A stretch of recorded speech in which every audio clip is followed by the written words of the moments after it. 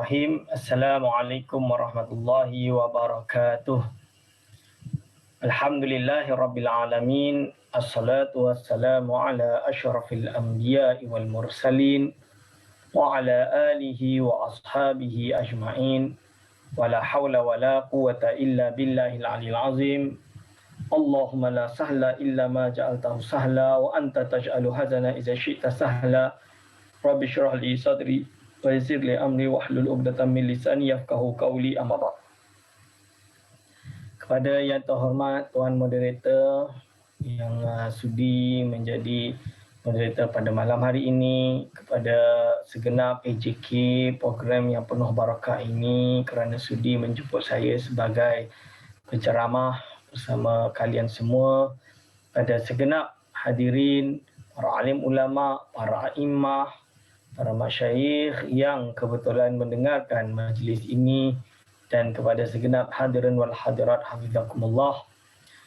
Jadi judul kita pada malam hari ini adalah tentang Syekh Muhammad Sa'id Ramadan Al-Buti rahimahullah, yang mana beliau seorang tokoh yang tidak diragukan lagi kealiman dan kehebatan beliau di dunia Islam. Kerana apa? Kerana Syekh Muhammad Sa'id Ramadan Al-Buti telah menerangi dunia Islam dengan berbagai karya beliau yang sampai lebih kurang 60 buah karya. 60 buah karya yang sampai kepada kita. So, sesuai dengan soalan yang ditanyakan daripada saudara moderator, iaitu sedikit tarikh lamhatun tarikhiyah, iaitu sedikit pengenalan sejarah Syekh Muhammad Sa'id Ramadan Al-Buti. Beliau adalah anak kepada Syekh Mula Al-Buti, Mula Ramadan Al-Buti. Jadi Syekh Mula Ramadan Al-Buti ini adalah salah seorang pemimpin klan lah, kita kata macam tu lah kan. Itu seorang pemimpin kabilah daripada bangsa Kurdi. Berarti Syekh Ramadan Al-Buti ini bukan Arab tapi Kurdi. Jadi ini yang menariknya kerana beliau asalnya berada di hudud mabaina Turki, mabaina Turki dengan Suria. Di daerah situlah, daerah yang ada perbatasan di sana. Saya nak sebut nama tempat dia pun susah, Jelika ke macam mana nak sebut, itu saya tak tahulah. Tapi kita tahulah peta dia dekat mana. Jadi berarti beliau asalnya di situ. Jadi yang kita tahu bahawa daerah Turki, Syria, Iraq, ada beberapa perkampungan yang memang majoriti penduduknya adalah bangsa Kurdi. Dan Kurdi ini, kita tahu hari ini ada political movement tentang pembebasan atau kemerdekaan Kurdi kan. Kita tahu nasionalis, itu golongan nasionalis Kurdi. So kita bukan nak bahas tentang politik itu. Tapi Kurdi ini sendiri adalah sebuah marga yang mana mereka ini ada banyak jenis dalam bab agama, majoriti Muslim. Tapi ada di kalangan Kurdistan yang beragama Kristian, Yazidis dan lain-lain. Itu ada. Jadi di daerah situ, di daerah pertengahan tu antara Turki, Syria, Iraq itu memang ada seperti itu. Tapi majoriti yang Muslim ini, alhamdulillah, mereka secara fiqahnya kebanyakan bermazhab dengan mazhab Syafi'i. Jadi walaupun dia ini tinggal di daerah Syam ni kan, kita panggil Syam ni, tapi mereka ini rata-rata ulama yang ada di Turki ini berarti bermazhab dia mazhab Hanafi. Tapi menariknya keluarga Mula Ramadan Al-Buti ini bermazhab dengan mazhab Syafi'i. Iaitu Syekh Ramadan Al-Buti ini Syafi'i mazhab lah. Syafi'i al-mazhab. So ketika runtuhnya Daulah Osmaniyah, maka keluarga Syekh Ramadan Al-Buti ini mula lari atau keluar daripada kampungnya dan pindah ke Damaskus kerana mereka susah untuk hidup dalam bi'ah Kamal Atatürk pada itu, dalam bi'ah sekularisme. Dan dia bukan sekular biasa. Jadi kalau Kamal Atatürk ni banyak yang memanggil, kita tak boleh juga kata hanya sekadar sekular. It's not just a secular, tapi dia dah membawa pemikiran Ataturk lah kita panggil. Di mana memisahkan agama dengan negara bukan sekadar administration nafsi-nafsi. Tak, tapi dalam keadaan memaksa rakyat untuk tidak beragama. Itu sampai tahap tersebut. Berarti dia dah macam komunis, tapi dia bukan komunis. Tapi it's not communist. So very complex. Sebab tu ada orang menulis tentang pemikiran Kamal Ataturk. Ini pemikiran Kamal Ataturk. So kerana dia berpindah ke Damaskus, kita tahu bahawa ketika itu beliau berumur 4 tahun, berarti beliau lahir pada tahun 1929. Jadi 1929, ketika umur 4 tahun lari ke Damsyik atau ke Damaskus, dan di sanalah beliau menetap dan membesar. Jadi kerana beliau seorang yang alim, dan setelah daripada madrasah pergi ke Jamiatul Azhar Al-Sharif, Universiti Al-Azhar Al-Sharif berkali-kali lah. Jadi mula dari dirasah alimiah dan lain-lain sampai mendapat doktorat daulah kita panggil, atau professorhood lah basically. Jadi mendapat PhD lah. Ini adalah Syekh Ramadan Al-Buti. So tingkat atau kepakaran beliau berkisar tentang akidah, usuluddin dan syariah. Sebenarnya lebih kepada syariah kerana tesis beliau adalah tentang dawabitul maslahah. Saya mana saya letak kitab tu? Saya ada hampir banyaklah kitab dia, tak adalah semua, tapi banyaklah kitab dia yang saya ada. Tapi kitab Dawabitul Maslahah ni adalah salah satu tesis beliau yang sangat penting, kerana ketika itu membahas tentang apakah yakni syariat Islamiah boleh dinasakh dengan maslahah. Kan ada pembahasan tentang apakah maslahah ini berfungsi, apakah semua syariat juga mesti ada maslahah. Apakah maslahah boleh menasakh nas dan lain-lain. Kerana waktu itu ialah pergaduhan ataupun pertembungan antara sekularisme dengan non-sekularisme. Jadi ini adalah Syekh Ramadan Al-Buti. Tapi setelah beliau bergiat di University Ad-Dimashq, iaitu waktu kita beliau dah balik ke Damaskus dan berkhidmat di University Ad-Dimashq, Jamiatul Dimashq, di jamiah inilah beliau memegang kita panggil ulum Islamiah, iaitu keilmuan Islam, dan bukan hanya itu, juga memimpin banyak menyelia dan menulis banyak pemikiran-pemikiran pelajaran tentang falsafah, usuluddin, akidah, tasawuf. Jadi terkenal kitab-kitab beliau seperti Kubra Yakiniyat ini. Ini Kubra Yakiniyat ini yang memang saya bacalah. Salah satu buku utama yang saya baca, dan dia terjemahkan ke dalam bahasa Melayu oleh Abim, dan dicetak ulang oleh Jakim, warna pink. So boleh dapat free lah, boleh minta kat Jakim free kalau nak. So adik-adik dari USIM kalau boleh baca yang Arab lah, kalau tak pandai baca Arab lagi, bandingkan dengan yang bahasa Melayu tersebut. Terjemahan dia insyaAllah lumayan accurate. Saya kadang-kadang sengaja duduk banding-banding, okey, menarik, terjemahan dia bagus. So asas akidah beliau adalah akidah Asy'ariyah. Tapi beliau sebenarnya kerana tinggal di daerah Turki dan nanti pindah ke Damaskus, beliau juga pakar di dalam akidah Maturidiyah. Buktinya rujukan utama beliau ketika saya membaca buku ini, dan beliau ada satu lagi buku akidah yang sangat penting. Ini yang saya baca waktu saya dekat pondok dululah, dari pondok saya dah baca buku ni, Al-Insanu Musayyarun am Mukhayyarun. Ni.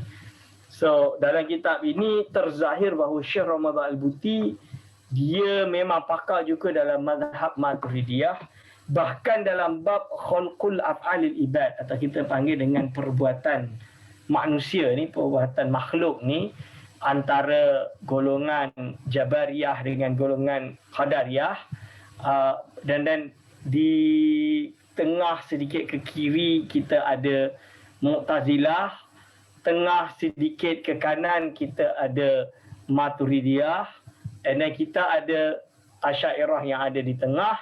Beliau lebih memilih pendapat Maturidiyah dan agak tengah ke Asy'ariyah. Ini contohnya dalam takwilan beliau tentang al-iradah al-juz'iyah dan lain-lain. Dan bukan hanya itu, dalam kitab Al-Insan Musayyarun Am-Mukhayyarun ini beliau juga mengambil sikap yang dipilih oleh Al-Kalambawi dan Ad-Dawani. Ini kalau kita belajar ilmu kalam, kita akan kenal lah tokoh-tokoh ini untuk mengkaji pemikiran Syekh Ramadan Al-Buti. Kita akan kenal tokoh-tokoh ini. Bahkan sampai saya kalau baca buku Ramadan Al-Buti, bila dia quote Dawani tersebut, kalau saya pakai cetakan yang agak lewat, saya selalu tak boleh nak faham apa yang dia nak bawakan. Mungkin salah paging dan lain-lain.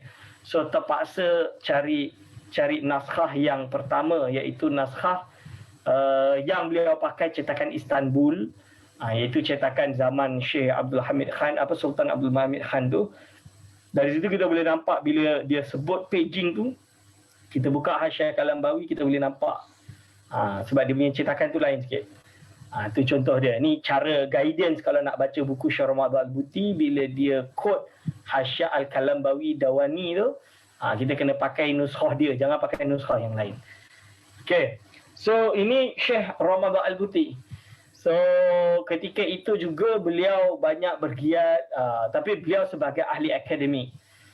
Beliau dilihat sebagai tokoh akademik dibandingkan sebagai masyayikh. Kerana ada beberapa ulama di zaman beliau yang terlihat lebih sebagai masyayikh, lebih dilihat sebagai tokoh masyarakat lah kita panggil. Contohnya kita tahu Syekh Ibrahim Al-Yaqubi rahimahullah, yang mana beliau adalah seorang yang alim, tapi beliau bukan di dunia akademik, beliau lebih di dunia zawiyah, masjid, beliau mengajar di Masjid Umayyad. Dan beliau memang alim, jadi memang ulama datang bertemu beliau untuk mengambil beliau, Masya Allah, mengambil ilmu beliau banyak berebut. Dan kita ada ulama-ulama yang besar seperti Syekh Ahmad Kuftaro, tapi dia lebih kepada ifta. Jadi dia bukan dia akademik, tapi dia bukan lebih kepada akademik, dia lebih kepada ifta. Jadi kawan-kawan saya ulama Morocco yang hari ini yang muda-muda, dulu banyak semua mengaji dengan mereka yang ada di Syria, yang dari pondok-pondok di Morocco, kerana mereka tak dapat sambung belajar di universiti kebangsaan, mereka berhijrah ke Syria, masuk di madrasah-madrasah di Syria dan menuntut ilmu. So mereka yang banyak, bila saya sebut tentang Syekh Ramadan Al-Buti dan pemikirannya, mereka juga menganggap bahawa Syekh Ramadan Al-Buti adalah salah seorang tokoh yang tidak boleh kita tinggalkan. Okey, lalu kerana beliau di Syria, kita ingat di Syria ada satu kes kita panggil ahdas. Ahdas tu accident tentang Ikhwanul Muslimin waktu pergaduhan dengan ada isu dengan bapa kepada presiden sekarang, iaitu abang Hafiz Asad. Waktu zaman Hafiz Asad punya pemerintahan. So apa yang terjadi, ulama-ulama yang alim di kalangan aliran Ikhwanul Muslimin pergi atau beralih ke banyak yang keluar negara dan lari, terutamanya pergi ke Algeria dan juga di Morocco dan lain-lain. So Syekh Ramadan Al-Buti justru mengarang sebuah buku yang bernama Al-Jihad fil Islam. Ini Al-Jihad fil Islam menunjukkan kewasatian dia. Jadi dia cuba untuk menjadi problem solving kita panggil.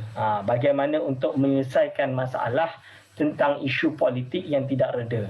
Dan ini saya terus terang, saya besar dari keluarga yang non-political, and then saya duduk di pondok, dan di pondok kami memang fokus dengan pengajian ilmu. Jadi tidak ada istilah aktivism di dalam pondok, kerana kita memang nak ilmu, bukan nak aktivism. Jadi ketika inilah buku-buku Syekh Ramadan Al-Buti make sense kita panggil, kerana dia ingin mencari kita nak cari solve the problem, bukan ada apa-apa deeds. Ini kita tak ada keperluan, tak ada kepentingan kepada perkara-perkara yang bersifat duniawi. tapi hanya ilmu semata. Ini yang kita kena nampak semangat Syekh Ramadan Al-Buti. Dari sinilah beliau mengarang kitab seperti Asyura fil Islam, Al-Islam wal Ghar. Jadi kalau nak berhujah dengan ilmu. And then Madahib At-Tauhidiyah, ini yang saya pakai di UIA kadang-kadang. Jadi bila dia membincangkan tentang pemikiran, jadi dekat dalam ni kita boleh rujuk lah. Jadi tentang akal, rasionalitas, Madahib Itiqadiyah, ada Mu'tazilah, Asy'ari, lepas tu ada Almaniyah, ada golongan materialistik, dan lain-lain. Ini adalah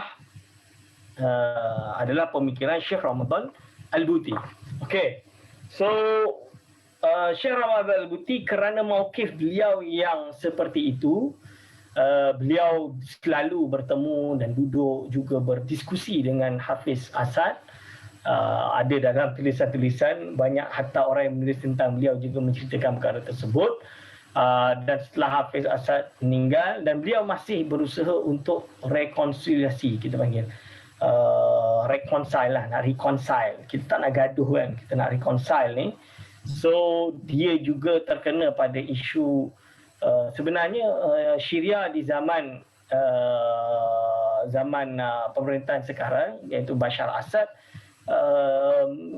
Kita umat Islam, Malaysian, Indonesian, even Thailand, Patani pergi belajar di Syria walaupun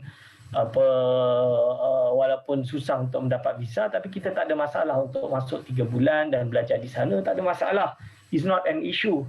Sampailah saya ingat tahun 2001 kalau tak salah saya di UK, waktu itu Bashar Assad siap datang ke UK dan dia ada dialog on politics dan pemikiran dan lain-lain.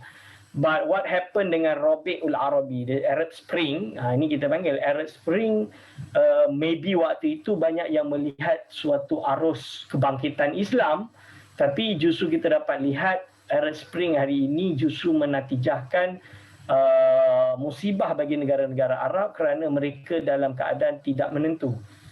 Libya contohnya, walaupun Muammar Gaddafi dah tidak ada, tapi peperangan sampai hari ini tak selesai. Tunisia walaupun dah jatuh, is a good thing dalam satu keadaan, dan tapi keadaan yang lain, Tunisia masih dalam keadaan tidak stable secara politik dan lain-lain. Kalau kita pergi ke Syria, for example, maka apa yang disebutkan oleh Syekh Ramadan Al-Buti ketika itu, dia hanya nak stop fighting, stop peperangan. Bayangkan kalau seluruh orang Syria, tak kisahlah siapa nak memerintah, kita bersatu melawan musuh yang nyata, iaitu Yahudi misalnya, dan jelas-jelas golongan yang orang luar yang nak mengkacau Syria seperti golongan ISIS ataupun Jabhah Nusrah dan lain-lain. Ini lebih terlihat common sense daripada kita ada civil war.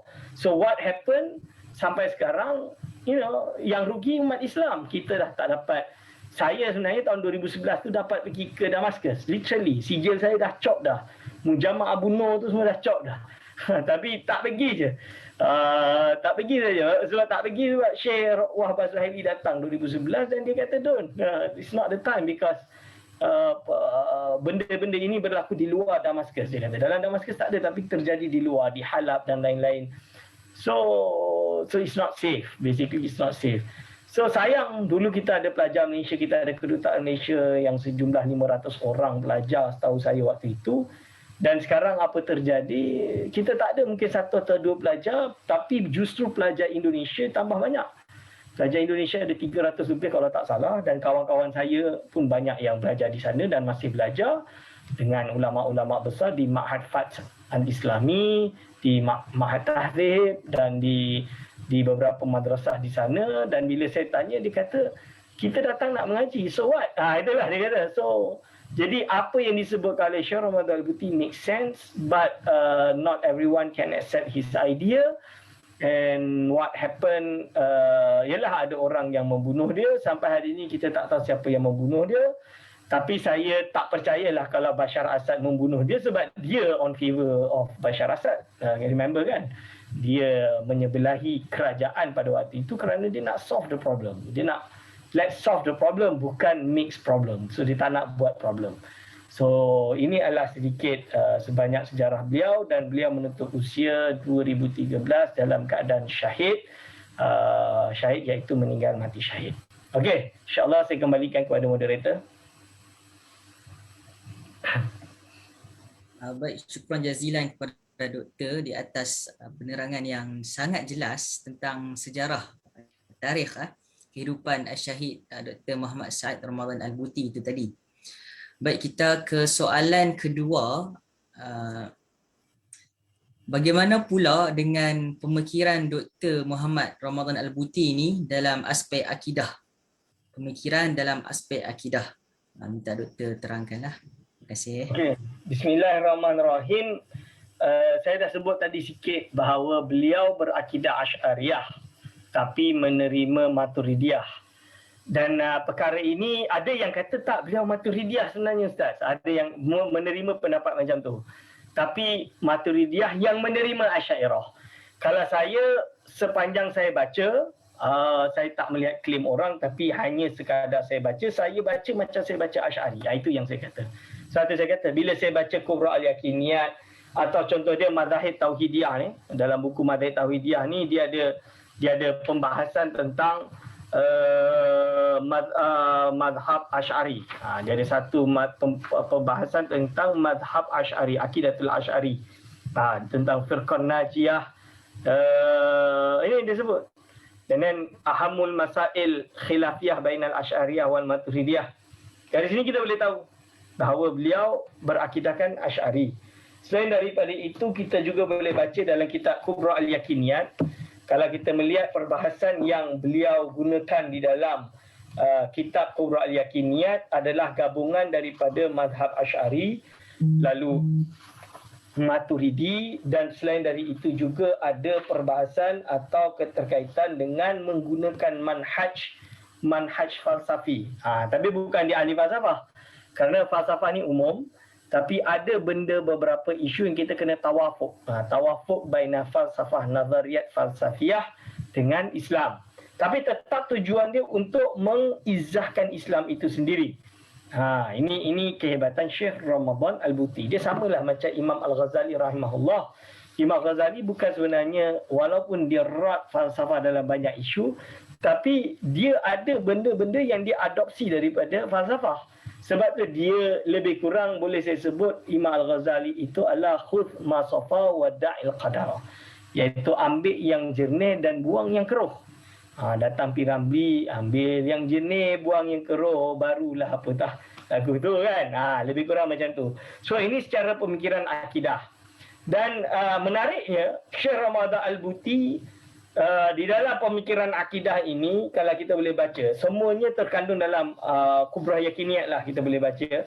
Jadi waktu beliau menulis buku ini, saya dapat rasa bahawa tantangan paling besar yang beliau hadapi dan beliau menulis buku-buku beliau adalah berlawan dengan pemikiran atheism, modernism dan lain-lain. Jadi kalau zaman ini kita kenal dengan Syekh Toha Abdul Rahman yang ada di Morocco, jadi mungkin adik-adik banyak yang tak kenal lagi Toha Abdul Rahman. Tapi saya anjurkan kalau di USIM ini ada fakulti pemikiran, bukan kepimpinan, leadership kan. Saya tak tahulah macam mana how you all work sistem UNSI ni berjalan, tapi kat situ ada satu jabatan akidah misalnya dia dan pemikiran. So for example, if you go through dalam pemikiran ini, kita akan membahas tentang pemikiran tayarat fikriyah. Tayarat fikriyah. Kalau dekat Mesir tu, kat Al-Azhar tu dia ada satu madah nama dia At-Tayarat Al-Fikriyah. So kalau kami di Maghribi kita panggil dengan Al-Fikr. Al-Fikr iaitu madah tentang pemikiran. So isu paling besar adalah kita panggil dengan modernism. Ni. So sebab itu Syekh Toha Abdul Rahman di karang kitab dia Ruhul Hadatsah.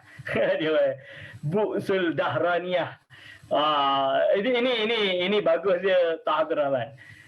Tapi forget about that lah. So ada orang iaitu Syekh Ramadan Al-Buti menempati tempat yang sama tapi less falsafi, more on realistic, gunakan bahasa yang lebih direct. Ini cara yang dia, uslub dia lebih direct. Sebab tu baca buku Syekh Ramadan Al-Buti senang. Bagi saya lah senang. Bila saya baca tu sedap. Macam saya baca buku Wahbah Zuhaili. Sebab dulu waktu saya masih degree, saya fakulti syariah. Dan saya memang fiqah lah. Saya iftah dengan Basul Masail di Indonesia di bawah Nahdlatul Ulama. So memang buku fiqah ni tiap-tiap harilah makan. Buku akidah ni memang buta lah. Tapi bila saya pergi ke Maghribi, maka saya takhasus saya Allah jadikan ke dalam fiqah dan pemikiran ni.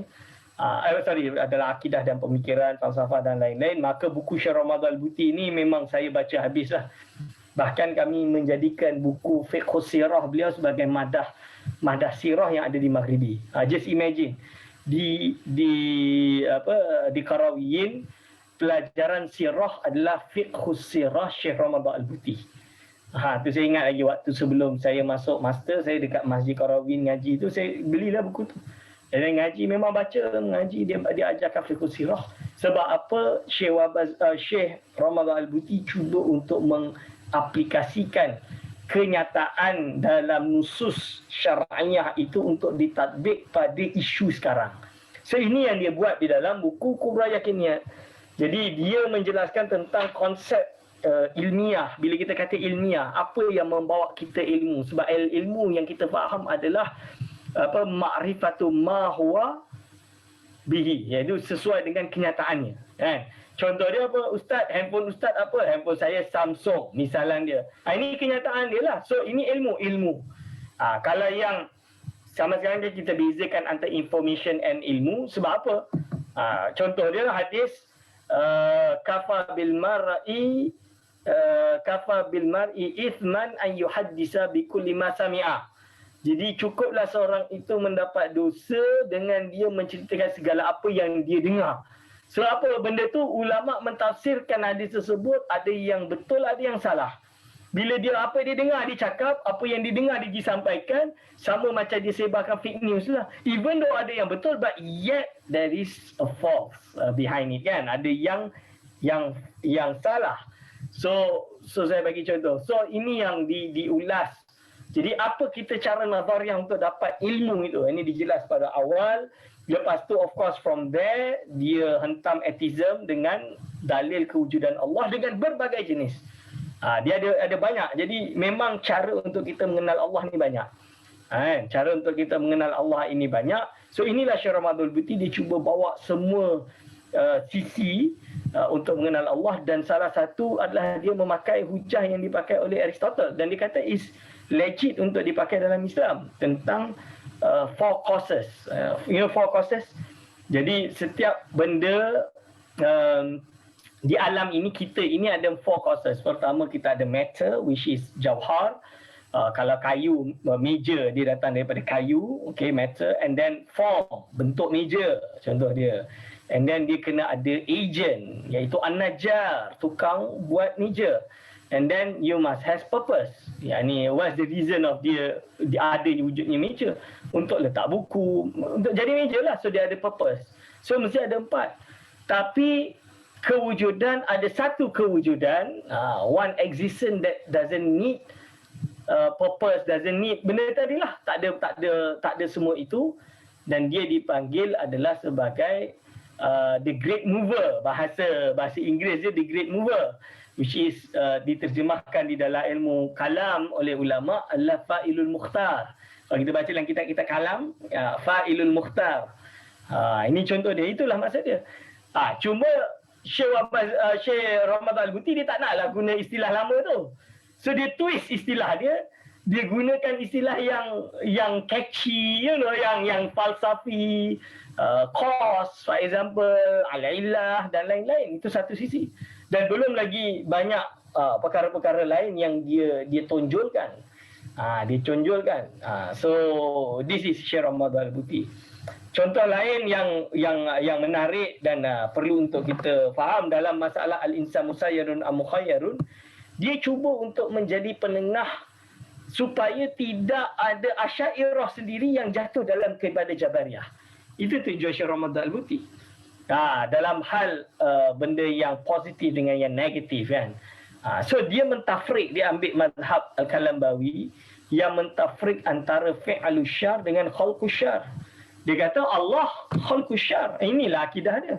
Iaitu Allah menciptakan segala baik dan buruk. Yang buruk pun Allah ciptakan. Ya, Allah ciptakan. Betul? Betul. Tapi boleh tak kita kata Allah buat benda yang buruk? Fi'lus syar. Dia kata jangan. Sebab apa? Sebab kalau kita kata Allah fa'ala syarran, so macam mana kalau kita cuba kita pindah kepada zina? Takkan Allah berzina? Na'udzubillah min zalik. Kalau ada orang mencuri, takkan kita kata Allah mencuri? Tak boleh. So ta'aduban, alasannya bukan ini pun bukan salah satu yang what they call it ontological pun, tapi alasan dia hanya iaitu ta'aduban, untuk respect, untuk menghormati Allah, ta'aduban. Dan ini kalau saya belajar dulu di pondok dalam kitab-kitab Syekh Nawawi Al-Bantani, sama di dalam kitab Kasyifatus Sajah dia sebut tentang kita tak boleh menisbahkan Allah perkara yang buruk, ta'aduban, kerana beradab dengan Allah SWT. Dan banyak lagi isu-isu di dalam Al-Insan Musayyarun. Ini dulu waktu saya kecil saya baca lah. Jadi ini secara akidah dia. Atas dasar itu, maka of course dia akan berhadapan dengan beberapa pemikiran yang bertentangan dengan akidah dia. Dan akidah Islam itu sendiri selain daripada Almaniyah, iaitu kita panggil dengan secularism, selain daripada isu demokrasi, selain daripada isu banyak isu-isu yang lain, maka kita tahu di dalam isu al-madhabi, madhab. Jadi beliau mengarang kita al-madhabiyah ketika berhadapan dengan orang yang, jadi waktu itu simple lah, pergerakan kaum muda, apa dia orang punya slogan. Slogan dia is entah nak ikut Al-Quran Sunnah ke nak ikut madhab. Kan? Ini fakta. Jangan cakap tak wujud. Ini wujud. Zaman kaum muda awal dulu lahir, basically waktu saya ingat lagi sebelum saya pergi ke Indonesia, saya pernah termasuk di sekolah yang tidak bermazhab ni. Jadi bila saya kata, dalam mazhab Syafi'i bukan macam ni ke? Dia kata ini buat manusia je, ni bid'ah manusia sahaja. Dia kata, kita ni jangan ikut mazhab-mazhab ni, kita ikut Al-Quran dan Sunnah. Dia kata itu. Rasulullah SAW bersabda, aku tinggalkan dua perkara. Kalau kau pegang dua perkara ni, kau akan selamat. Al-Quran dan Sunnah. Padahal kau tak boleh bermazhab lah. So kita pegang Al-Quran dan Sunnah. Tapi masalah lah. So Ustaz, saya nak tahu, jadi kalau niat tu, dia nak kena niat tu macam mana niat tu? Ini tak diajar lah Rasulullah SAW, hanya kata innamal a'malu binniyat. Contoh dia. Kan? So macam mana kaedah niat tu, kena ada ta'yin ke, kena ada apa ke, al-qasdu ke, dia kena ada fardiyah dengan nafliyah sahaja ke. Itu semua dikonsepkan oleh mazhab. Jadi apabila berhadapan dengan waktu itu berhadapan dengan Nasiruddin Al-Albani, jadi terlihat bahawa keilmuan Syekh Ramadan Al-Buti jauh lebih tinggi daripada Nasiruddin Al-Albani. Bahkan ini juga direkodkan oleh Syekh Ahmad Sidi Ahmad bin Muhammad bin As-Sidi Al-Ghumari di dalam Nadhariyah. Dia ada munazarah yang nanti Albani sendiri membukukan dalam buku dia tentang kubur tu, tentang fiqh jenazah ke tentang kubur, tentang larangan kubur tu. So dia waktu tu dia rot dekat mukadimah tu, dia kata aku jumpa orang yang alim, pakar hadis, hafal kutubus sittah, tis'ah ni hafal, takhrij hadis pun hebat. Tapi aku heran dia jadi sufi. Dia kritiklah Syed Ahmad bin Sidi Al-Ghumari. Dan kejadian yang sama berlaku ketika Al-Albani berhadapan dengan Syekh Ramadan Al-Buti, maka perdebatan itu dibukukan dalam kitab Al-Madhabiyah. So, alhamdulillah buku ini sudah siap terjemah dan akan dicetak oleh Kafilah Books tak lama lagi. Saya termasuk memberi kata pengantar bagi kitab buku Al-Madhabiyah ni. Nanti boleh bacalah. Dan ini penting kerana kita nak pastikan bahawa kita jangan jadi orang yang bila kita keluarkan hukum, tak naklah, saya nak dari Al-Quran dan hadis sahaja. Contoh dia. Lepas tu saya bacakan hadis dia, apa makna dia Ustaz? Saya tak faham. Tak faham bahasa Arab, ada tergamak nak minta Quran dan hadis dia. So bukan tak boleh bagi, boleh bagi. Tapi macam mana? Ya, dan susahlah kalau kita explain. Contoh dia ada nas yang memang jelas dan menerangkan perkara tersebut, tapi hanya kerana buta bahasa Arab dan diterjemahkan dan terjemahan itu salah, apa yang akan terjadi? Apakah dia akan terima ke tidak? Ini akan menjadikan manusia, sebab itu yang dikatakan sini akhtaru bid'atin tuhaddidu syariah Islamiah. Bahkan menurut satu istilah dia boleh membawa kepada al-ladiniyah. Sebab apa? Dia akan memenangkan akal tanpa ada basic ilmu. So apa yang dia nak terima? So kalau saintis dari kecil sampai besar dia kerja sebagai doktor perubatan, sains, lepas tu okey di akhir hayatnya cuba untuk mencari Tuhan, tapi otak dah dia sains.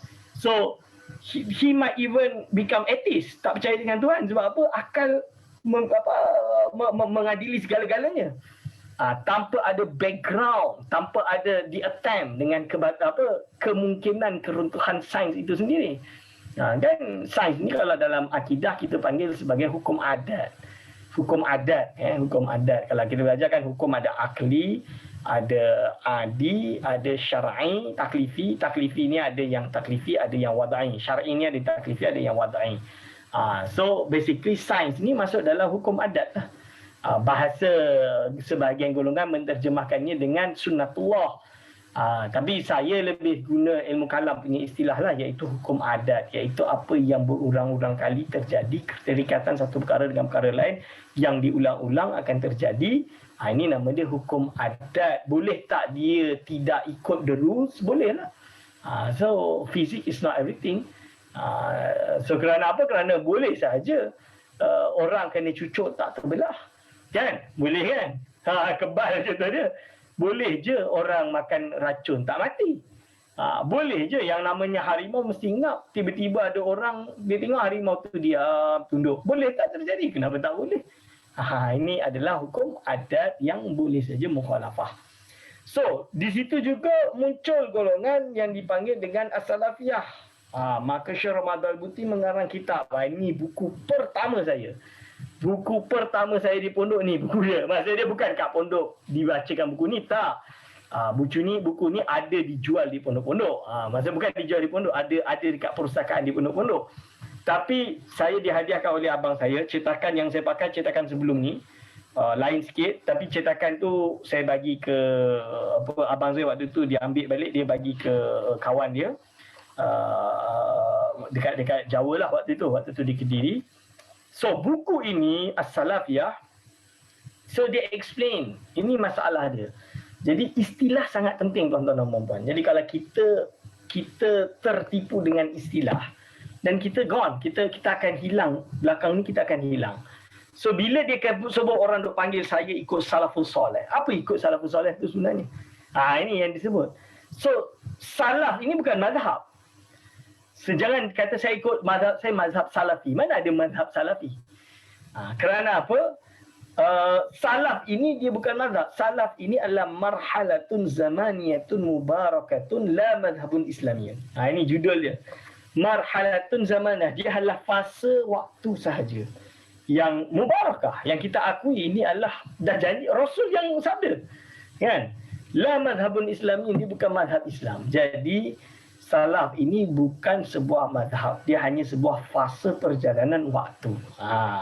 Boleh faham kan? Okey. So dari sini kita dapat lihat bagaimana muallif Syekh Ramadan Al-Buti menjelaskan isu tentang salafisme. Ini diterangkan di dalam buku ini. Dan adik-adik bacalah, beli buku ni dan baca. Beli buku ni dan baca. Itu boleh bagus. Di satu waktu yang lain, beliau memiliki salah satu kitab yang sangat penting. Dan ini saya tidak dapatkan kecuali waktu saya di Morocco. Dan harga dia sangat mahal. Tapi saya terpaksalah korek duit dan ambil juga. Nama buku dia Syarhun wa Tahlilun bagi Hikam Ibn Athaillah As-Sakandari. Ini menunjukkan bahawa Syekh Ramadan Al-Buti beliau juga seorang Sufi. Ni jadi kalau nak belajar tasawuf dia, bacalah kitab ni.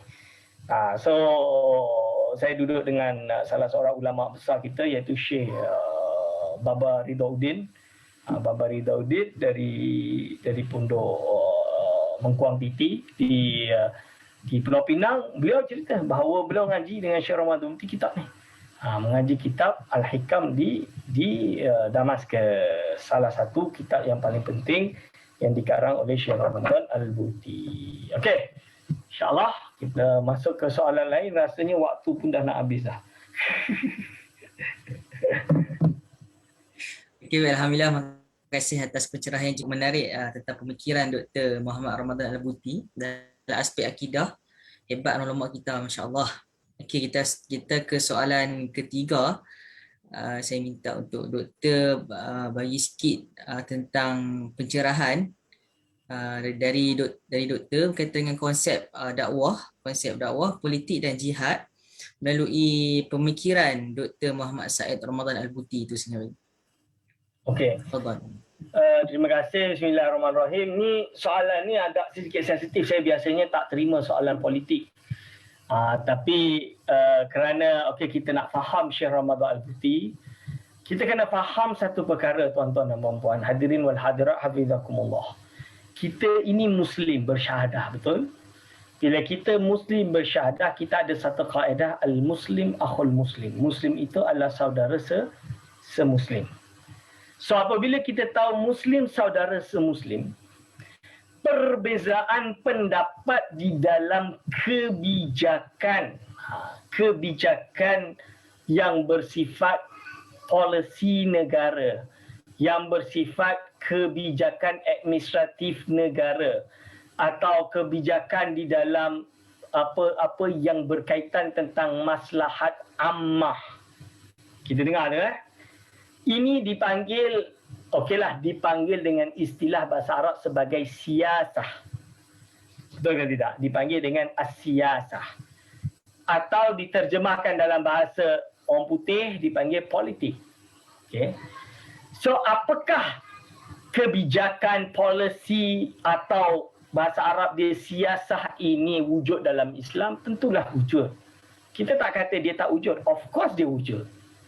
Okay. Tapi apabila ditanya lagi, apakah dalam hal siasah ini semuanya black and white? Ini black and white tu apa? Black and white ni benda yang pasti, halal haram, khinzir haram, mana boleh halal? Khinzir. Khamr haram, mana boleh halal? Jelas. Kan? Contoh dia, air putih halal, nanti jelas halal. Mana boleh jadi haram? Kecuali rasab lah, itu bab lain lah. So, apabila kita berbicara tersebut, ini yang ulama membahas bahawa siasah ini adalah bersifat ijtihadi. Betul ke tidak? Ijtihadi. Apabila dia bersifat ijtihadi, maka perbezaan pendapat dalam siasah lazim tak terjadi. Of course lazim terjadi. Siapa kata tak lazim terjadi? Bukti dia seawal wafatnya baginda Nabi Muhammad sallallahu alaihi wasallam sudah ada isu politik tentang pemilihan siapa yang nak jadi khalifah. Sahabat Ansarkah mereka sahibul ab? Betul? Yang memiliki tanah ini, tanah Madinah. Tanpa mereka mana muhajirun nak pergi? Bahasa dia zaman sekarang macam tu, betul tak? Golongan muhajirun pula, muhajirun ini adalah khiyarul ummah. Kenapa khiyarul ummah? Kami bersama Rasul dalam keadaan susah. Kami yang hidup kena seksa, kena buang daerah, kena rampas, keluarga boikot, rumah kena ambil, wataniah kena ambil. Orang yang dianiaya. Kami lebih berhak untuk menjadi siadah. Ada yang rasional dia ke situ. Tapi semua itu tidak berlaku kerana apa? Dengan hadis Rasulullah sallallahu alaihi wasallam, iaitu al-a'immah fil Quraisy. Kan? Kepimpinan tersebut dipegang pada Quraisy. Ketika Sayyidina Abu Bakar As-Siddiq sebut sahaja perkara ini, maka khilaf antara Ansar atau Muhajirun untuk menjadi pemimpin selesai. Kerana apa? Kerana mereka orang bertakwa. Mereka orang yang bertakwa. Ini para sahabat khiyarul ummah ni. Kan? Afdalu apa afdalun nas, afdalul muslimin ba'da Rasulullah SAW. Okay, kan ada 4 sahabat, lepas tu 10 mubasyaruna bil jannah dan lain-lain. Okay, Ahlul Badar, Uhud, Bai'at Ridwan dan lain-lain. So kita kena faham, bila dia dengar jadi Rasul, dia dah stop pertikaian. Kan? Dia boleh bersatu. Tapi sejarah Islam dah dicatatkan di dalam Lauh Mahfuz dan Rasul telah bersabda bahawa nanti akan terjadi pertikaian di kalangan sahabat. Akan jadi. Para sahabat itu memang akan terjadi dan salah satu cucu dia akan mendamaikan dua pihak yang bergaduh. Ini yang dipanggil dengan alimul ghaib, betul. Rasul tu dah khabarkan benda yang belum terjadi.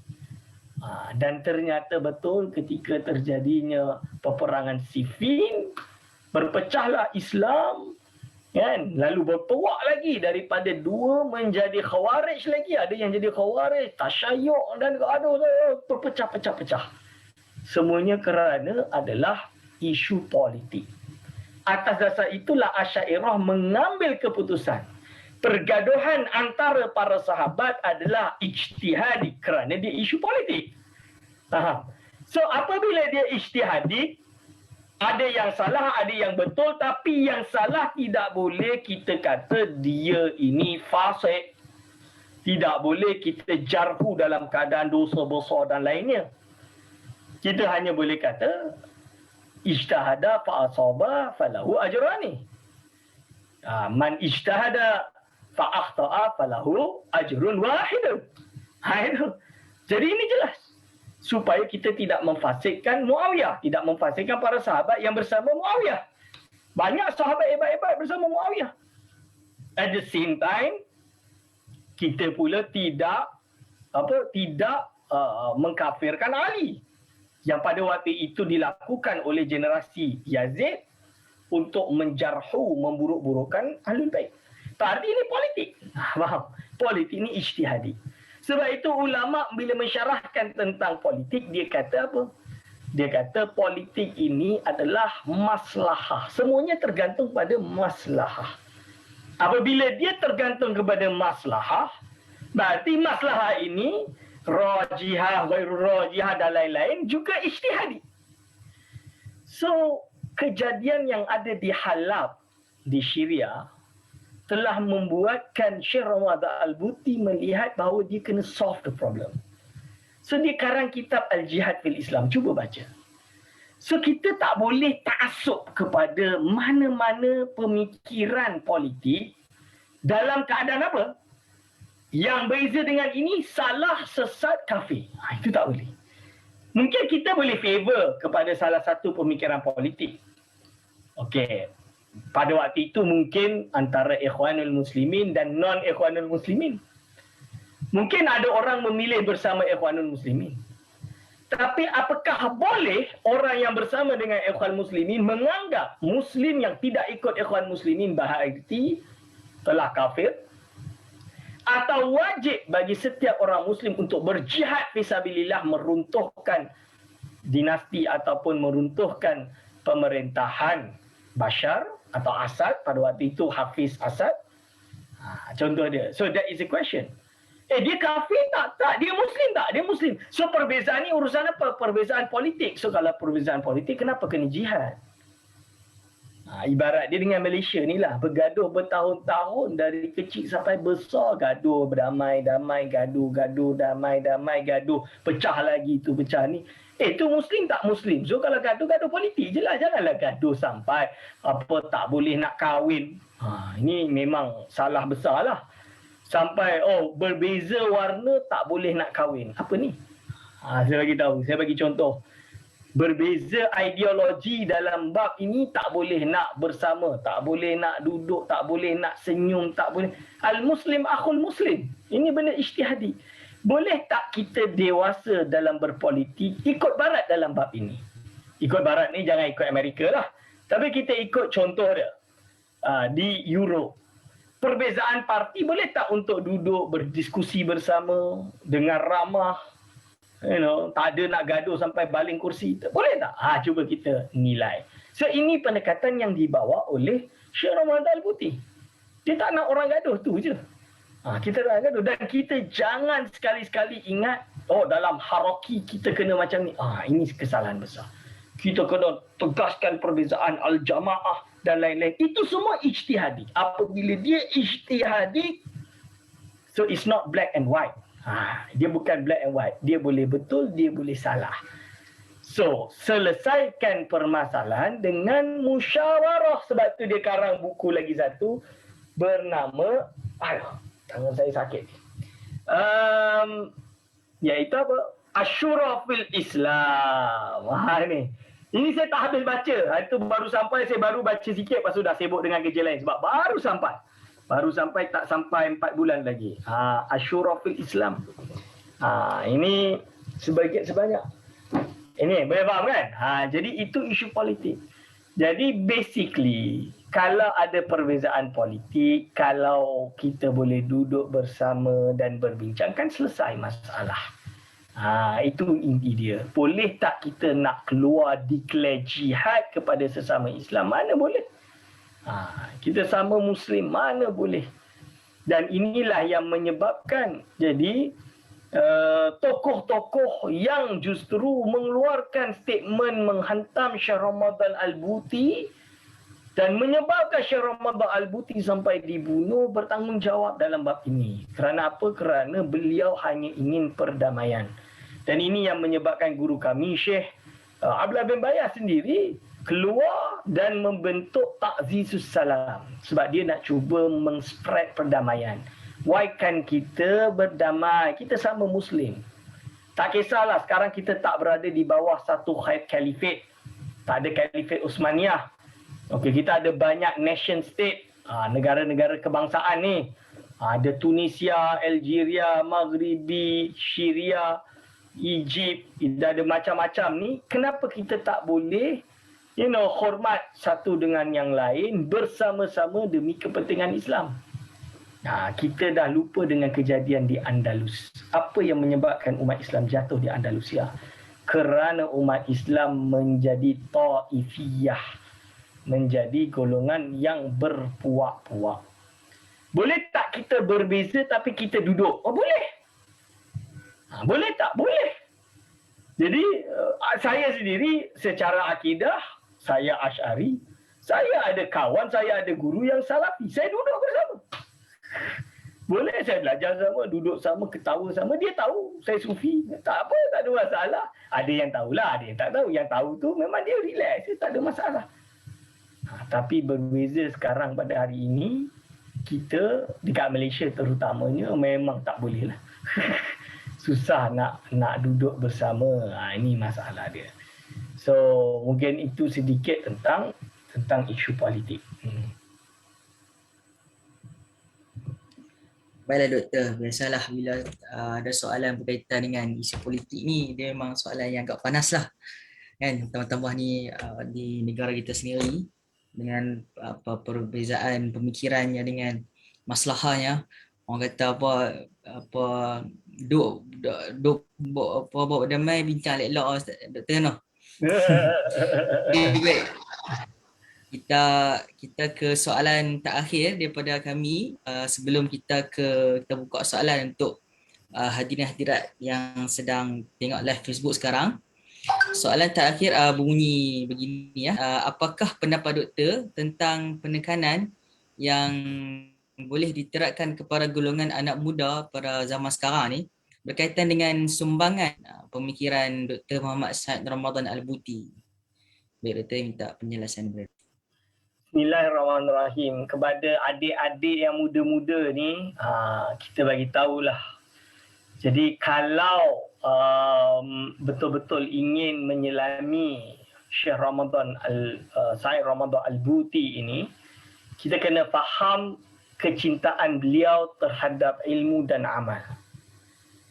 Jadi yang muda-muda ni, kita banyak orang, saya dah jumpa di UIA, di beberapa universiti di Malaysia. Saya baru balik Malaysia, so baru 3 tahun. So banyaklah yang saya tak kenal dengan kat Malaysia ni lagi sebenarnya. So saya pun sejarah-sejarah ni baru buka balik baca. Terus terang lah. Bila sebut tentang ulama-ulama Malaysia ni, saya oh my god.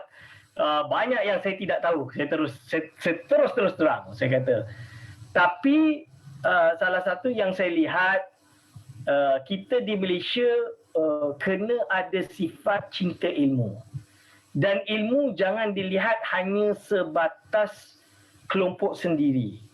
Dia boleh go beyond that. Saya duduk di Indonesia lama, 13 tahun.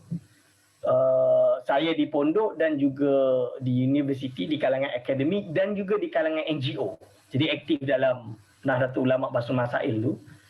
Salah satu yang saya appreciate di kalangan orang muda dia, walaupun saya tak appreciate dalam bab aktivism mereka, hierarki mereka tu saya tak berapa minat, kerana politik mereka terlalu diverse. Bukan diverse tu tak kisah, it's good thing, but terlalu division tu terlalu banyak. Parti dia 10 parti kan kat sana. But satu perkara yang saya suka, mereka willing to have dialogue dan very aktif. Sangat-sangat aktif. Dialog dan very aktif. So ini benda yang sangat penting. Bermula dari universiti itu memang dah biasa dah. Hatta pondok-pondok pun dah biasa dah. Adanya dialog dan forum. Dan mereka ni bukan macam orang Malaysia lah. Budak-budak Malaysia ni kalau kat dalam kelas saya, okey, adakah soalan, halunakal as'ilah minat talabah. Semua diam. Kalau kat sana, buka soalan, semua angkat tangan. Kerana apa? At least harakatul ilmiah dia tu kuat. Pergerakan ilmu itu kuat. Ini yang saya nak masuk. So ini yang dibawa oleh Syekh Ramadan Al-Buti. Dia ada satu kitab ni, Baquratul A'mali Al-Fikriyah. Dia permulaan initiation dalam dia punya intellectual works dia tu, inilah kitab dia. So dia kalau kita baca ni lawak lah. Bukan lawak, boleh faham lah cara dia fikir. Selain daripada itu, dia juga ada dalam Dawabitul Maslahah macam mana dia nak solvekan the problem. Kita boleh nampak. Dan dia ada satu buku Qadaya Sakhinah. Itu saya ada lah, tapi saya cari tak jumpa, tak tahu kat mana. Kat dalam perpustakaan saya. Lepas tu yang ini yang saya beli beli kat Morocco, tapi dia datang di Abu Dhabi, Darul Faqih. So isu-isu penting ada kat dalam ni. Ad-din wal falsafah, al-Islam wa mushkilatus syabab. And then ila kulli fatah min asraril manhaj ar-rabbani dan lain-lain. So dalam buku ni kalau kita baca, menarik pemikiran Syekh Ramadan Al-Buti bagaimana dia berhadapan dengan isu-isu. So kalau adik-adik kita yang muda-muda ni forget tentang negara, negara ni dia orang negara lah yang urus. Kan? Kita forget tentang pertikaian kepartian. Ini nama dia division, politik division ni kan. Yang perpecahan politik ini. Itu biarkan mereka. Kita fokus dengan ilmu. Kita adakan forum untuk menaikkan pemangkin ilmu. Kita membahas. Kalau yang berada di jurusan syariah, kita membahas isu-isu semasa secara hukum, fiqah dia. Buka kitab-kitab turas ni. Kita bawakan, kita buka. Dan ini yang dibawa oleh Syekh Ramadan Al-Buti. Contoh lain, jadi adalah Dawabitul Maslahah kalau kita baca. Kalau di dalam pemikiran so baca buku-buku Prof. Nakib Al-Atas, kita ada Syekh Hussein Al-Atas. And then tak hanya Malaysia. Saya kata baca Taha Abdul Rahman. Buku-buku Ramadan Al-Buti ni baca semua. Baca semua buku Ramadan Al-Buti ini dan buat pemikiran dia, buatkan wacana pemikiran dia. Sebab apa? Dengan wasilah ilmu inilah yang akan memberi guidance kepada adik-adik semua. Supaya apa? Supaya dalam perjalanan hidup ini diperhiaskan dengan ilmu. Bukan nak syok ceramah tapi tak ada ilmu. Ini bahaya. Ini bahaya. Sebab we don't want just a preacher. Kita nak juga orang yang ilmuwan. Seorang yang ilmuwan yang berbicara dengan asas ilmu. Kita ada banyak isu yang berbangkit hari ini. Kita tak nak hanya orang boleh bising kat dalam Facebook. Kita nak orang yang boleh tulis jurnal, publish yang menyelesaikan perkara. Kan? Ini yang kita nak. Kita nak orang yang boleh menulis buku, menyelesaikan satu perkara. Kita kena berani dikritik dan mengkritik. Dikritik dan mengkritik lah. Kita kena berani. Okay? Kena berani. Tapi kita kena beradab lah. Faham? Tak boleh lah menuduh. Itu dah tak boleh. Label itu dah tak boleh dah. Kalau itu dah tak sihat. Bila tak sihat, kita stop. Kita berhenti. Tapi dia kena sihat. So, boleh ke adik-adik semua di dalam USIM ini membuat readings, pembacaan bersama? Dulu saya di pondok memang selalu buat qiraah fil kitab, kita panggil. Saya di Morocco saya cuba buat lah dengan pelajar Malaysia. Jadi 2-3 lepas tu budak-budak dah malas lah. Itu contoh dia lah kan. Tapi kalau dulu saya di pondok, memang aktif buat qiraah fil kitab. Saya ambil kitab apa, baca bersama, pecah-pecahkan, baca bersama, and then kita duduk, kita explain apa yang kita baca. So satu kali duduk kita dapat satu buku. Setiap minggu dapat satu buku. Laju. Seolah-olah baca banyak buku. Ini contoh dia. Ini adalah pendapat saya kepada adik-adik semua, insya-Allah. Okey. Okey doktor, terima kasih atas perkongsian tu. Kiranya kita sebagai orang muda ni kena belajar mencintai ilmu dulu kan. Sebab ilmu tu segalanya.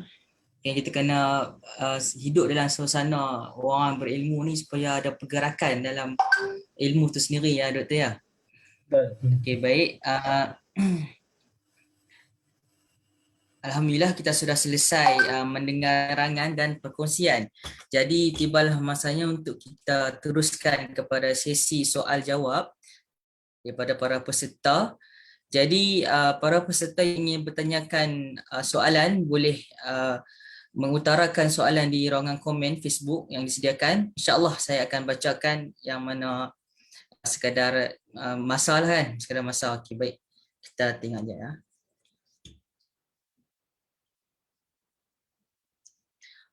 Okey doktor, soalan pertama daripada saudara Irsyad Roslan Facebook ni. Dia kata, Assalamualaikum doktor, maaf saya ada persoalan.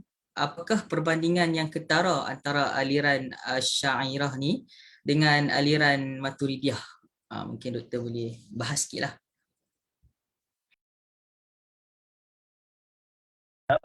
Okey, bismillahirrahmanirrahim. Apakah perbezaan ketara antara Asy'ariyah Maturidiyah? Tak, perbezaan dia tak ketara lah. Ini kita kata.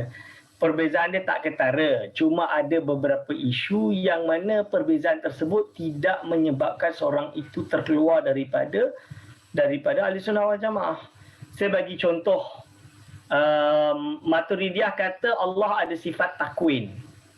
Idza arada syai'an ayyakula lahu kun fayakun. Takwin tu adalah perkataan kana, kawana yukawinu takwinan. Takwin berarti membuat, to create something, mewujudkan sesuatu. So itu betul. Asy'ariyah tak menafikan Allah mewujudkan sesuatu. Dia yang menciptakan. Cuma Asy'ariyah tak anggaplah itu sebagai sifat, tapi memasukkan itu sebagai salah satu daripada sifat kudrah. Sebab kudrah tu apa? Sifatun wujudiyatun qa'imatun bizatihi ta'ala yata'atta biha ijadu kulli mumkinin wa idamuha. Itu kan? Itu definisi dia. So dah masuklah, dah include dalam tu, tak perlulah kita ada sifat takwin. Contoh dia. Isu lain, isu taklid. Contoh dia isu taklid yang mana Asy'ariyah ada yang kata tidak imanul muqallid. Imanul muqallid ni tidak najin dan Maturidiyah menganggap dia najin. Ini antara khilaf dia. Okey. Contoh lain, sifat idrak. Ini juga satu isu. Insya-Allah ana mukmin. Apakah mukmin ke tidak? Sebab dia macam insya-Allah ana mukmin, macam ragu-ragu je dia iman. Padahal iman huwa at-tasdiq. Tak, itu kerana tawaduk. Ini khilaf dia. Contoh dia. Ini adalah beberapa perbezaan ijtihad antara Maturidiyah dengan Asy'ariyah. Nak lebih detail, buka dalam kitab Ibnu Kamal Al-Bashar. Saya adalah sini Ibnu Kamal Al-Bashar. Dia ada ni majmuk, dalam ni ada satu risalah tentang perbezaan antara mazhab Asy'ari dengan Maturidi. Contoh lain, iradah juz'iyah dengan kasab dalam antara mazhab Asy'ari dengan Maturidi. Okey, soalan yang kedua. Okey, terima kasih Doktor. Soalan yang kedua daripada saudara Muhammad Arif Ashraf. Dia ada dua soalan. Kita baca soalan pertama dulu. Doktor, kenapa Syekh Said tidak terkenal dari sudut pemikiran ahli sunnah wal jamaah dalam kalangan sebahagian pelajar-pelajar yang terlibat dengan usrah?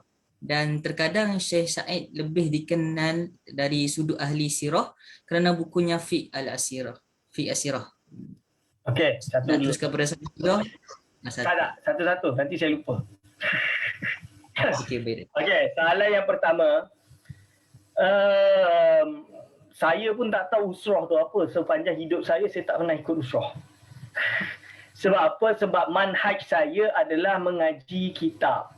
Jadi waktu dari dulu kat pondok ni memang dobit kitab lah. Mengaji syarah, mengaji muzakarah. Muzakarah tu maksud dia apa? Macam muzakarah fiqh lah. Okey, ni bahas hukum ni apa? Mana rujukan dia? Mana apa? Buka kitab.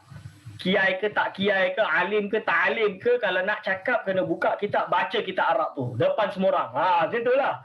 Tak baca kukuh lah. Macam tu kan. So jadi bila nak cakap tu tak cakap banyak lah. Ni ibarat dia direct je. Cucuk je. Macam tu je kita kata. So jadi itu yang terjadi. Sekala kita buat, kita hiaskan diri kita dengan pengajian seperti itu lebih bermanfaat. Bagi saya lah. Jadi kalau apa yang ada usrah ini mungkin sesuai dengan orang yang bukan berada di dalam ulum Islamiyah atau Islamic Studies, dirasah Islamiyah. Kalau dirasah Islamiyah lebih baik pengajian berkitab. Itu lebih bermanfaat.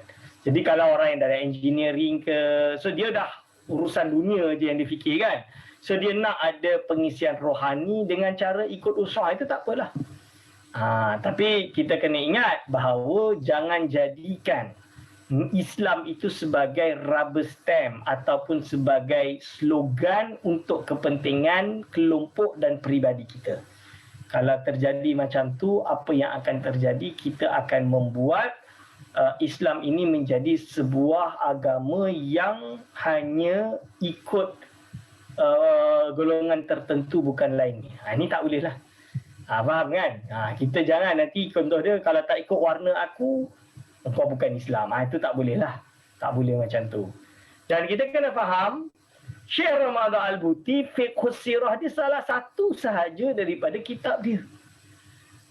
So kalau nak buat usrah yang lain, bukalah kitab dia yang lain. Islam wal Gharb. Itu yang best. Islam wal Gharb. Ini contoh dia. Ini Islam and the West. Boleh nak baca. Belum lagi isu qadaya mar'ah dia dan lain-lain. Cubalah baca. Betul. Itu saya bagi contoh kitab-kitab beliau yang wajib untuk dibaca bersama-sama dan direnungkan. Okey. Soalan lain? Okey, soalan yang kedua tu, jika ada orang mengatakan ataupun menuduh bahawa Syahid sebagai ulama yang menyokong kejahatan Bashar al-Assad, apa cerita sebenar tentang peristiwa ini dan apa mauqif kita sebagai seorang pelajar untuk bersikap baik pada ulama? Saya bagi tahu terus terang. Okey. Saya dah sebut tadi, ini isu politik. Bila isu politik, it has to be remain as politik. Benda ni benda yang political. So kalau dia political, biar dia politik lah. Politik ni apa? Ijtihadi. Bashar Assad tu Muslim ke tak Muslim? Dia Muslim ke tak Muslim? Indonesia, kerajaan Indonesia dia ada sebuah polisi dengan Syariah. Sejak awal berlaku Arab Spring, jadi apa? Dia dah ada bilateral dengan Syariah. So kerajaan Indonesia tetap menganggap negara Syariah ini adalah negara berdaulat sebab dia dah memang berdaulat dari awal. So dia ada hubungan diplomatik, dia menghantar mahasiswa sampai sekarang, dan sekarang banyaklah mahasiswa hantar setahun 30, 40. berbiasiswa Syariah. Saya bagi tahu. Kawan-kawan saya pergi. Dapat menuntut ilmu dengan ulama-ulama ahli sunnah kita yang besar-besar, yang hebat-hebat. Dapat belajar dengan ulama-ulama Damaskus Syariah. Kan? So, dia orang urusan politik negara dia. Buat apa kita nak masuk campur? Itu inti dia. Buat apa kita nak masuk campur? Dan itu urusan dia lah. Kita tak setuju, kenapa kita nak ikut-ikut? Kenapa kita kat Malaysia ni nak tuduh kita bukan duduk sana? Tahu ke apa yang terjadi kat sana? Daesh lagi teruk. Kan? Daesh jelas rekrut dari Malaysia ni. Nak bawa pergi perang kat sana. Ni saya bagi contoh. So, samalah dengan Maghribi. Maghribi, dia ada raja, dia ada sistem monarki. So, kenapa kita nak sibuk dengan sistem politik dia? Dia dah memang monarki, dia memang hidup. Dan negara dia negara yang alhamdulillah aman. Dan dia tidak tersentuh dengan Arab Spring. You see? Tidak tersentuh dengan Arab Spring. So kalau kita lihat isu politik, it has to be remain as a political issue. Bila dia adalah isu politik, so bila Asyahid dia menyokong, dia bukan nak sokong. Bila entah sebut ni soalan sebut menyokong kejahatan Bashar Assad, seolah-olah dah kata Bashar Assad tu dah jahat lah. How you know Bashar Assad jahat ke tak? Oh, dia bunuh. Bunuh mana? Mana bukti dia bunuh ke tak bunuh? You nampak ke dia bunuh ke tak dia bunuh? That is issue. Oh, ni berita yang sampai kepada kita. Menurut orang Damaskus tak ada benda pun. Yang duduk kat sana dia kata tak ada masalah pun. Kalau itu isu halab yang tahun 1982, 80 berapa tu, itu bukan dia, itu Hafiz Al-Assad, contoh dia lah. So why we have to be terlalu ini yang disebut oleh Syekh Abdullah bin Bayyah, nak ta'zizus salam, iaitu apa? We want to spread love. We want to spread love. So why we have to quarrel about this issue? So we don't have to quarrel. Itu urusan diorang, biarlah diorang yang urus. Kita urus negara kita. So Syekh Ramadan Al-Buti hanya nak jangan buka fitnah tersebut. Jangan bagi alasan untuk kerajaan itu angkat senjata untuk bunuh rakyat dia. Simple je. Kalau dia nak diruntuhkan, dia marah tak? Itu je lah. Dia orang Melayu ni tak adalah kita nak tembak. Kalah pilihan raya pun kita turun diam-diam kan. Dia orang lain, dia orang Arab. Memang dia orang perang lah.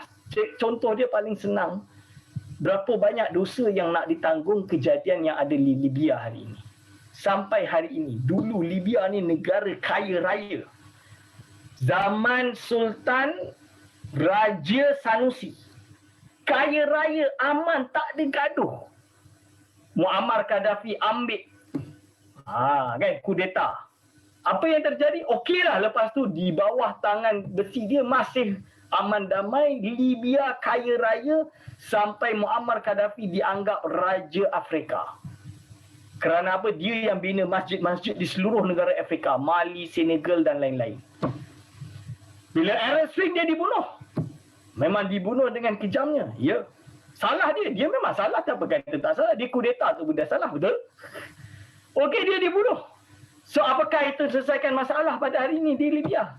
Selesai tak masalah? Tak selesai. Sampai hari ini masih berperang. Tak ada kerajaan yang solid. Sampai hari ini. Padahal dia ada kaya dengan minyak.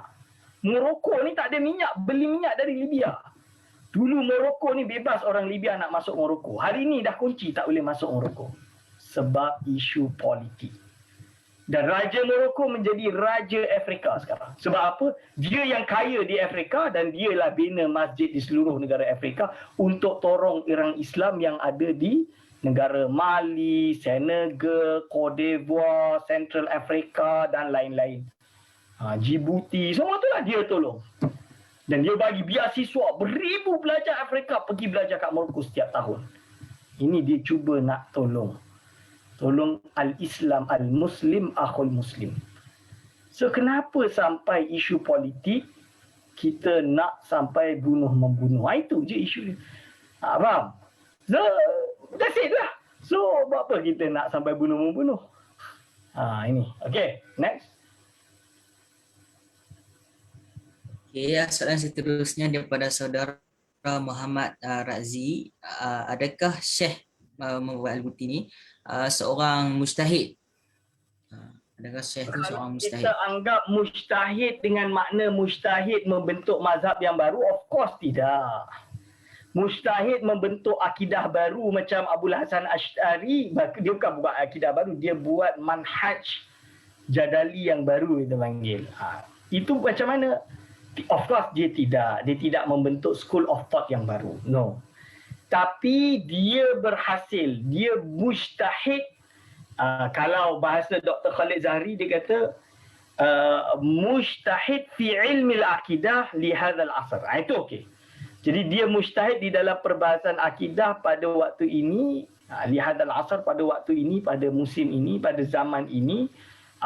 Bukan berarti dia buat akidah baru atau apa, cuma dia membahaslah isu-isunya dan perbahasan tersebut dia tidak bertaklid tapi dia datang dengan idea dia sendiri.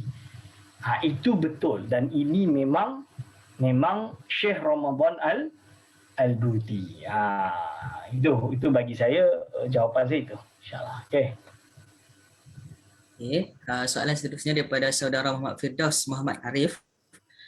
Dia tanya, Assalamualaikum Doktor. Boleh Doktor ulas pemikiran Sufi dari Syekh Said Ramadan Al-Buti? Ulas pemikiran Sufi. Syekh Ramadan Al-Buti dia Sufi. Dia Ghazali. Itu asas dia. Boleh baca dalam buku dia, nama dia Hadha Walidi. Dia cerita tentang bapa dia dan dia bagi mauqif dia. So dalam hal ini dia Sufi lah, dia Sufi. Cuma memang dia ada skeptik dengan tarikat tasawuf. Itu kita tak tolak. Memang kenyataan dia macam tu. Dia ada skeptik. Bapa dia dan dia juga skeptik dengan tarikat tasawuf. Tapi bukan berarti dia menentang tarikat tasawuf. Ini kena faham. Bukan berarti dia menentang tarikat tasawuf. Ulama-ulama Sufi yang di Syria masih menghormati dan dia masih menghormati ulama Syria. Dia masih menghormati ulama tasawuf Syria, ulama tarikat di Syria. Cuma bagi dia simple je. Tasawuf ini fardu ain. Ini yang kita nak. Cuma kadang-kadang dia sebut dalam buku ni Hadha Walidi, dia kata tariqah ini hanya jalan untuk mentadbir diri dalam ilmu tasawuf. So dia ada berbagai-bagai lah dia kata. Cuma bagi bapa dia dan dia setuju, kebanyakan yang berlaku di dalam tarikat-tarikat Sufi ini banyak sangat bid'ah lah bagi dia lah. Kecuali tarikat Naqsyabandi. Tarikat Naqsyabandi ini paling sedikit bid'ah dia sendiri sebut. Dia sendiri sebut dekat dalam Hadha Walidi.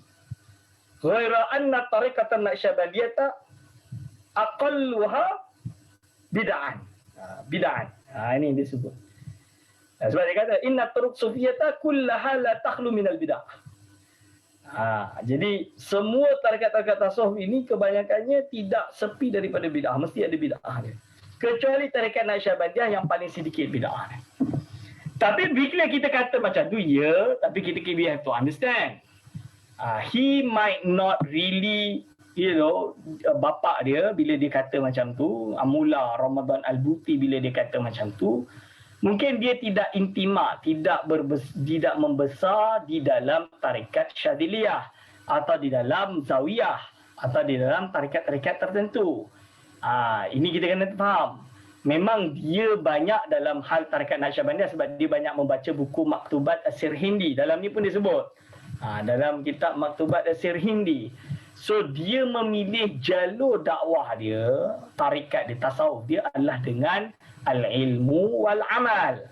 Boleh ke tak boleh? Of course lah boleh. Dan ini adalah mazhab fuqaha. So bila kita kata fuqaha, kebanyakan mazhab fuqaha memang macam tu.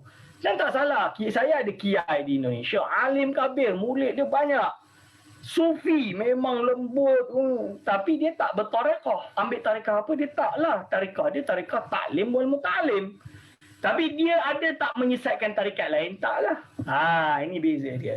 Dan Syekh Ramadan Al-Buti tak adalah kerja dia duk sesatkan tarikat fulan si fulan. Ini kita kena faham.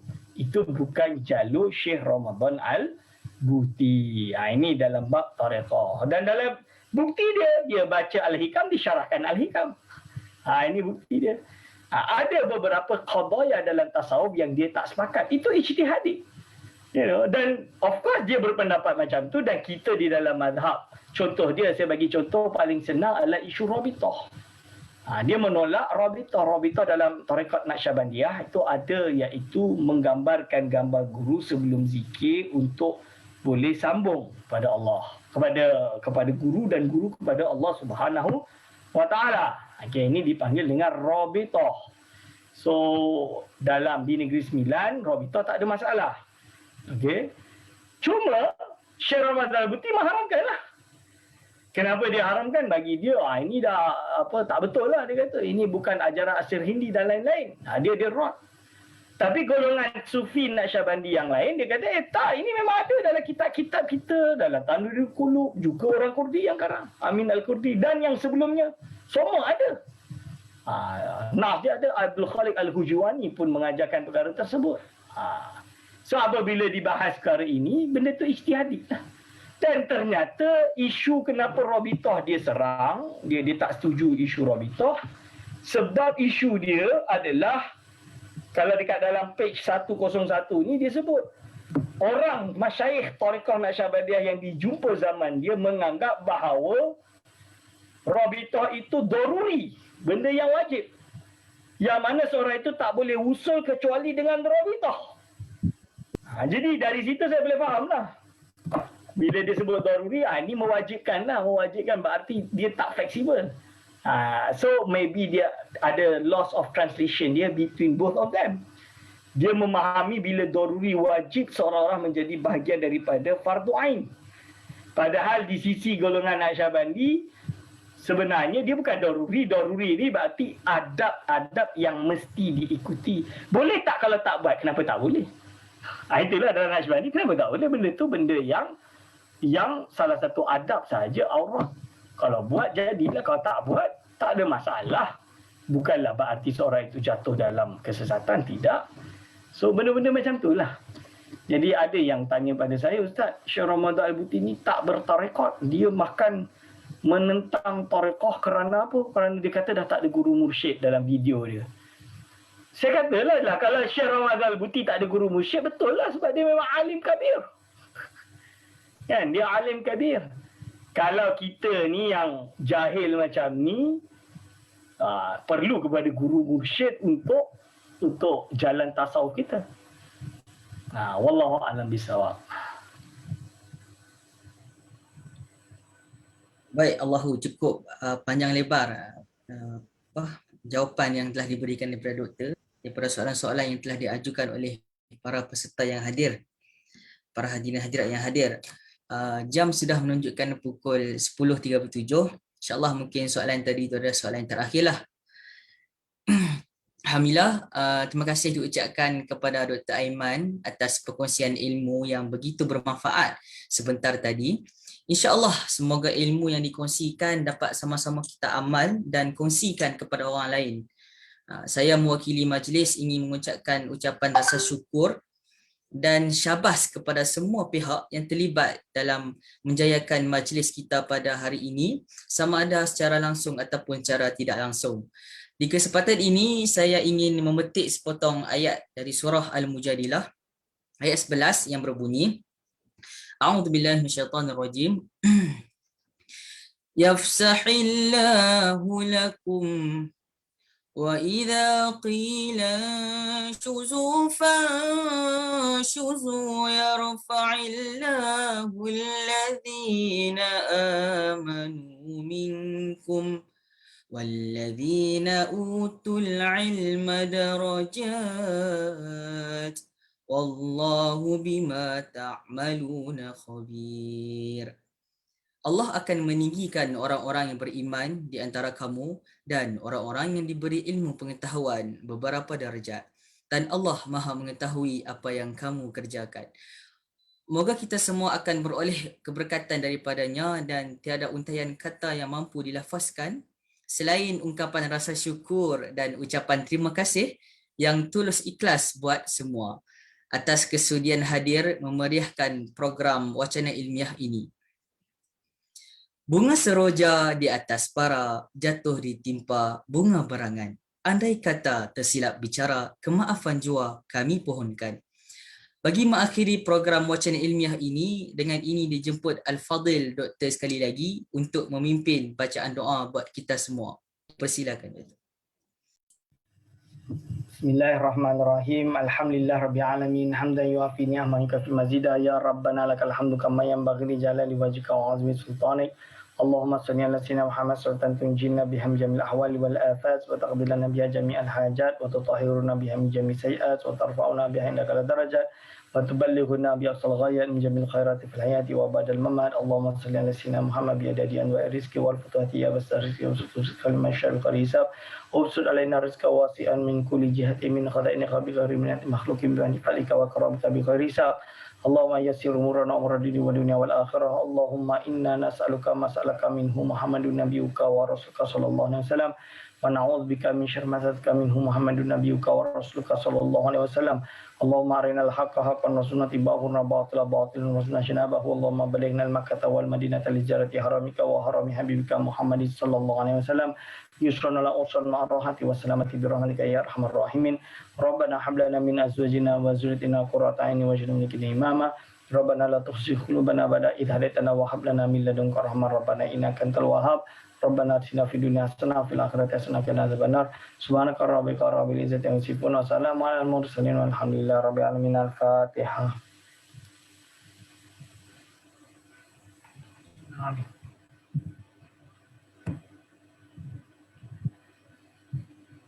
Amin, amin ya Rabbal Alamin. Dengan berakhirnya bacaan doa daripada Al-Fadhil Dr. Muhammad Aiman, maka berakhirlah majlis kita hari ini. Baik, insya-Allah kita tutup majlis kita dengan tasbih kafarah dan surah Al-Asr.